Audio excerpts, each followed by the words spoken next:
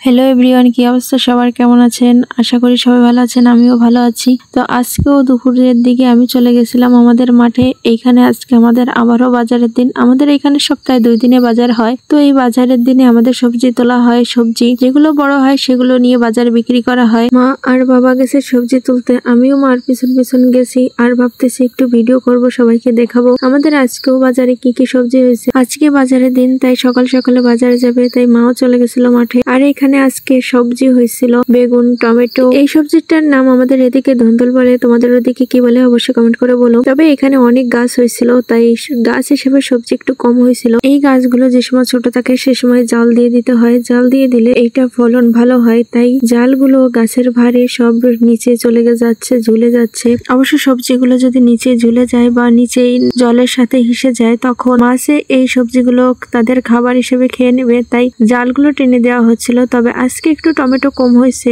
Tomato আগের দিনে আমি তোমাদের দেখাইছিলাম আগের ভিডিওতে, টমেটো কমই হয়েছিল। তবে আজকে যে দেখি অনেক টমেটো হয়েছে, অনেক সবজি হয়েছে, অনেকগুলো আবার পেকেও গেছে, অনেকগুলো পাকা টমেটো আবার আমি তুলে নিয়েছি। তুলে নিয়ে আবার এগুলো বাসায় নিয়ে যাব। তাই কাঁচা টমেটো গুলোই দেখাতে পারছি। কিছুক্ষণ পরে তোমাদের কতগুলো আমাদের পাকা টমেটো হয়েছিল সেগুলো তোমাদের দেখাবো, এবং এই পুরো বেরিতে কতগুলো সবজি আছে সেগুলো তোমাদের দেখাবো। তবে দেখো, এখানে এই সবুজ গাছটার ভিতরে ছোট ছোট হলুদ ফুল ফুটেছিল, তবে সেগুলো আরো বেশি ভালো লাগতেছিল দেখতে। আর রোদের ভিতরে এই সবুজ গাছগুলো যেন হাসতেছিল, আমার কাছে এত ভালো লাগতেছিল। পরে আমি অন্য সাইডে গেছি, অন্য সাইডে গিয়ে দেখো এখানে একটা সিম গাছ আছে। এই সিম গাছটার ছবি তুলছি, ভিডিও নিচ্ছি, অনেক সুন্দর লাগতেছে দেখতে। তবে এই সিম গাছটা এখনো সিম পড়েনি, অবশ্য 2-1 এর ভিতরে সিম ধরবে। তবে অনেক সুন্দর লাগতেছে। এই সিম গাছটাকেও যদি জাল দেওয়া হতো তাহলে অন্য সবজি গাছের মতো এই সিম গাছটা অনেক সবজি দিত। তবে এই সিম গাছটা কিন্তু পেয়ারা গাছকে ধরেই বড় হচ্ছে, পেয়ারা গাছের উপরেই অনেক দূর উঠে গেছে। কিছুদিনের ভিতরে হয়তো সবজি হবে, মানে সিম হবে। তবে দেখো এই সাইডে চলে আসছি,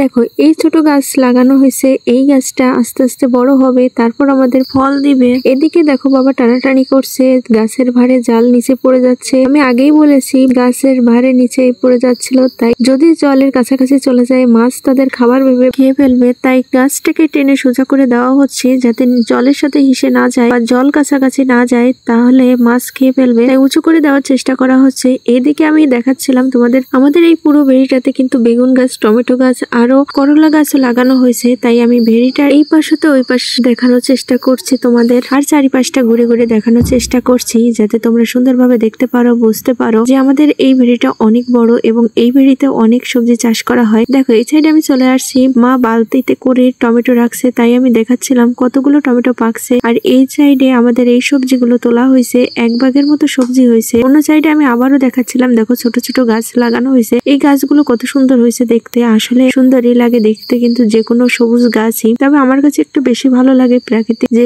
সকল সবজি হয়, খেতেও ভালো লাগে, দেখতেও ভালো লাগে। এদিকে আমি বাসা দিকে যাচ্ছিলাম, হঠাৎ দেখি ঢেঁকি শাক। এই ঢেঁকি শাক গুলো লাগানো হয় না, এগুলা এমনি হয়ে যায়। শীতের সিজনে এগুলো মারা যায়, আবারও বৃষ্টির দিনে এগুলো বড় হয়। তবে অনেকে আছে এই ঢেঁকি শাক গুলো চেনে না। অবশ্য আমার ভিডিওর মাধ্যমে দেখো ঢেঁকি গাছগুলো কেমন হয়। তবে আমার ভিডিওটা আজকে এই পর্যন্ত। সবাই ভালো থাকবে, সুস্থ থাকবে, দেখা হবে পরের ভিডিওতে।